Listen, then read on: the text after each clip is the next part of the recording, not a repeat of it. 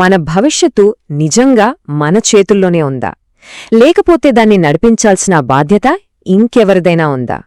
ఈరోజు మనం మన జీవితంలో చాలా అంటే చాలా కీలకమైన ఈ ఓనర్షిప్ గురించి, ఆ బాధ్యత గురించి కాస్త లోతుగా మాట్లాడుకుందాం. అసలు మన బాధ్యత మనదా లేక వేరేవాళ్లదా? ఒక్కసారి ఆలోచించండి. మనల్ని ముందుకు నడిపించడానికి ప్రతిసారి ఎవరో ఒకరు వచ్చి మనల్ని తట్టి లేపాలా? అవసరమా? సరే, ఈ ప్రశ్నే మనల్ని ఓ ప్రాథమికమైన విషయానికి తీసుకునికెళ్తుంది. మనలో చాలా మందిలో కనిపించే ఒక కామన్ బిహేవియర్ గురించి చూద్దాం. చూడండి, మనలో చాలామందికి ఇది అనుభవమే కదా. పాలసీ రెన్యువల్ టైం వచ్చినా, ఫైనాన్షియల్ ప్లానింగ్ చేసుకోవాలన్నా ఎవరో ఒకరు గుర్తు చేసేంతవరకు మనం ఆగుతాం. హలో, మీ పాలసీ గడువు ముగిసిపోతోంది, మీ ఫ్యూచర్ గురించి ఏదైనా యాక్షన్ తీసుకోండి అని ప్రతిసారీ ఎవరో ఒకరు మనకు చెప్పాలా? ఇది ఎంతవరకు కరెక్ట్? ఇక్కడ చూడండి, మన భవిష్యత్తు గురించి వేరొకరు అడగాలి అనుకోవడం అంటే మన ప్రాధాన్యాన్ని మర్చిపోవడం. ఈ మాటల్లో ఎంత లోతైన అర్థముందో కదా. అంటే మన జీవితానికి మనమివ్వాల్సిన ఇంపార్టెన్స్ని మనమే తగ్గించేసుకుంటున్నామన్నమాట. సరే, మరి ఇలా ఎదురుచూడటం కేవలం మన సౌకర్యమా లేకపోతే మన అలసత్వమా? దీని వెనకున్న అసలు కారణమేంటో ఒకసారి చూద్దాం. చూడండి, ఒకవైపు సౌకర్యం అంటే ఎవరో గుర్తు చేస్తే బాగుండను అని అనుకోవడం. మరోవైపు అలసత్వం అంటే మన పనులకి మనమే బాధ్యత తీసుకోకపోవడం. ఎప్పుడైతే మన లైఫ్లోని ప్రతి డెసిజన్ కోసం ఎవరో ఒకరు చెప్పాలి అనే స్టేజ్కి వస్తామో అప్పుడది సౌకర్యం అనిపించుకోదు, ఖచ్చితంగా అది అలసత్వమే అవుతుంది. అయితే ఇక్కడ మనం ఒకటి క్లియర్గా అర్థం చేసుకోవాలి. అలసత్వం అంటే ఏంటి?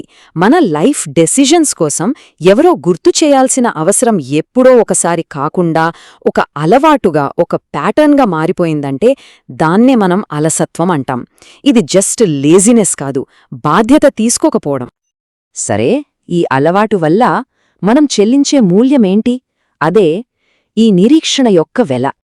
మనమందరం చాలా కామన్గా చెప్పే ఒక సాకు ఏంటంటే, అస్సలు టైమే లేదు, చాలా బిజీగా ఉన్నాను. ఇది మనందరం వాడే మాటే కదా.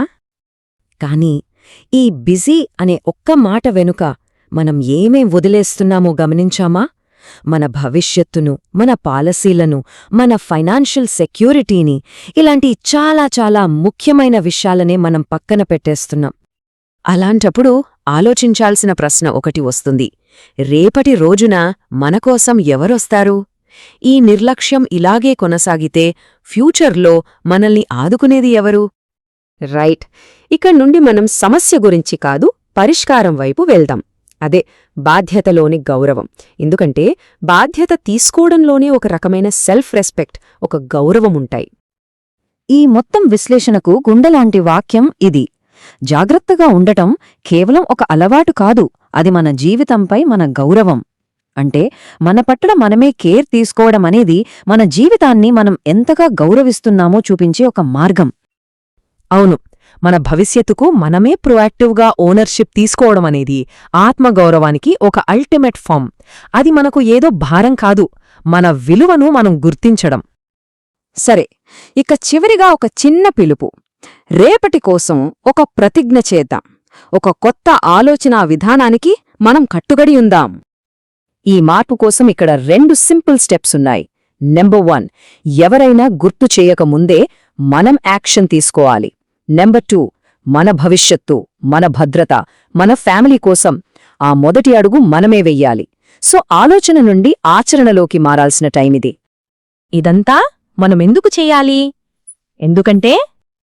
ఎందుకంటే భవిష్యత్తు ఎవరో గుర్తు చేసేవారి కోసం కాదు, దానిని ముందుగానే గుర్తించేవారి కోసం రాసింది.